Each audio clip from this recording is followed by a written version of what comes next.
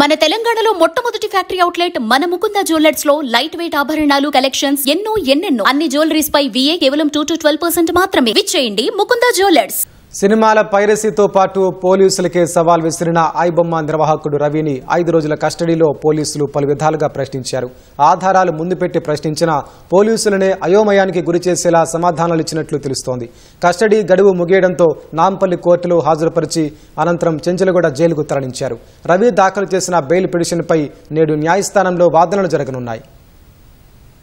IBomma piracy site నిర్వాహకుడు Imandi Ravi case దర్యాప్తులో విస్తుపోయే వాస్తవాలు వెలుగులోకి వస్తున్నాయి. డబ్బు సంపాదనకు ఎలాంటి అడ్డదారి తొక్కేందుకు వెనుకాడని నైజం రవి సొంతమని పోలీసులు గుర్తించారు. సినిమా పైరసీ ద్వారా కోట్లు సంపాదించిన రవి విలాసాల కోసం పెద్ద ఎత్తున ఖర్చు చేశారు. మిగిలిన డబ్బుతో భారీగా ఆస్తులు కొన్నట్లు భావిస్తున్నారు. క్రిప్టో కరెన్సీ వివరాలు వెలుగులోకి వస్తే అతడి సంపాదన ఎంత అనేది బయటపడుతుందని పోలీసులు భావిస్తున్నారు. 2015లో కూకట్పల్లిలో సొంతిల్లు కొనుగోలు చేసిన రవి ఐటీ కంపెనీ నుంచి వచ్చే ఆదాయంతో వాయిదాలు చెల్లించేవాడు.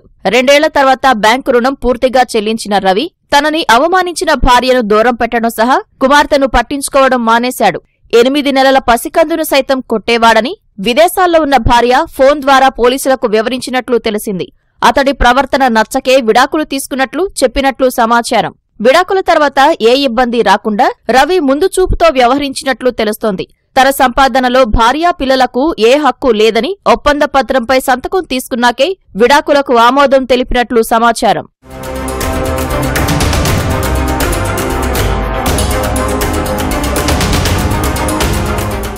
ఐదు రోజుల కస్టడీలో రవి తెలివిగా సమాధానాలు చెబుతూ పోలీసులను అయోమయానికి గురిచేసినట్లు తెలుస్తోంది. ఐబొమ్మ బప్పం టీవీ సైట్లలో ఆన్లైన్ గేమింగ్, బెట్టింగ్, మ్యాట్రిమోనీ వంటి ప్రకటనలకు అవకాశమిచ్చినట్లు గుర్తించారు. అందుకు సంబంధించిన ఆధారాలు ముందు పెట్టి ప్రశ్నించినా తాను చెప్పిందే నిజమని పోలీసులతో వాదనకు దిగినట్లు సమాచారం. పైరసీ సినిమాల కోసం కొనుగోలు చేసిన డొమైన్లకు అమెరికాకు చెందిన సంస్థకు పేపాల్ ద్వారా చెల్లింపు చేసినట్లు గుర్తించారు. వెల్లెల ప్రహ్లాద్ కుమార్ పేరిట తీసుకున్న పాన్ కార్డుపై తన ఫోటోనే ఉపయోగించాడు. కస్టడీలో ఇదే విషయంపై పోలీసులు ప్రశ్నించగా గతంలో అమీర్పేట్లో తన మిత్రుడు ప్రహ్లాద్ కుమార్తో కలిసి ఉండగా పాన్ కార్డు తీసుకున్నట్లు తెలిపాడు. అతడి ఫోన్ నెంబర్, చిరునామా అడిగితే తెలియదని చెప్పినట్లు సమాచారం.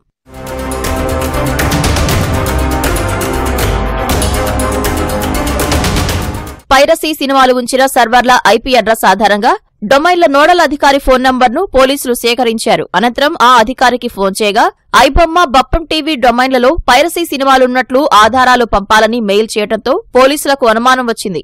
అప్పటి నుంచే రవిలో ఆందోళన మొదలైంది. తన గురించి పోలీసులు కూపీలాగుతున్నట్లు అంచనా వేసుకున్నాడు.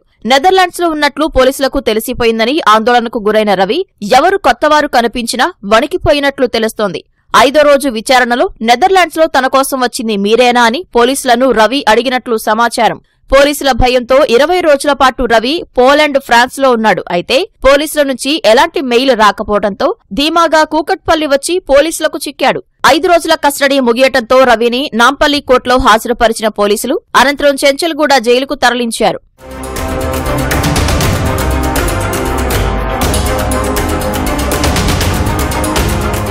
ఇమంది రవిపై సైబర్ క్రైమ్ పోలీసులు 5 కేసులు నమోదు చేశారు.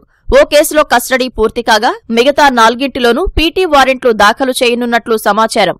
రవి బెయిల్ పిటిషన్పై నేడు కోర్టులో వాదనలు జరగనున్నాయి.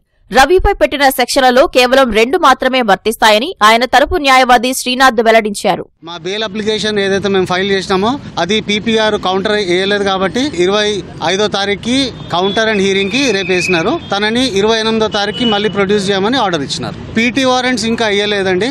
మాకు మాత్రం ఒక్క కేసులో నోటీస్ ఇచ్చినారు. ఒక్క కేసులో తీసుకుంటున్నామని మేము కోర్టు వారికి దృష్టికి తీసుకొచ్చినాము. వాళ్ళు ఉద్దేశపూర్వకంగా 4 కేసులున్నా కూడా ఒకటే కేసులో అరెస్ట్ చేసి ఒకటే కేసులో పీటీ వారెంట్ వేసినారు. మిగతా అన్నిట్లో కూడా డీమ్డ్ కస్టడీ తీసుకోవాలని మేము కోర్టు వారిని కోరినాము. కోర్టు వారు దాన్ని పరిగణలోకి తీసుకుంటా అన్నారు.